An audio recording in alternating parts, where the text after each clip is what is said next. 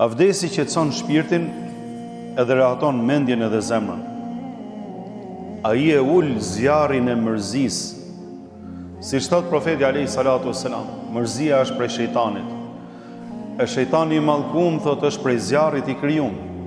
Vetiu ta caron edhe të nxef, edhe të fut ngarkesë të keqe, negative në shpirt edhe në zemër.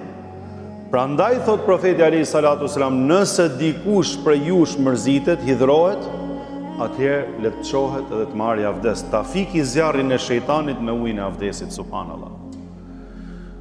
Dhe faktikisht kjo është një nga gjërat që e qetëson njeriu në momentet e mërzisë.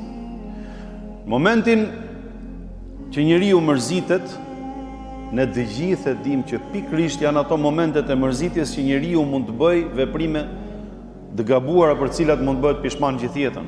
Mund të bëjë veprime katastrofike. Mund të bëjë veprime me peshë shumë të madhe.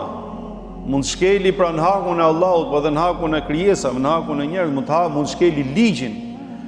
E mund t'i japi një barë ose një kosto shumë të madhe për gjithë jetën, për në dynja dhe për në ahiret.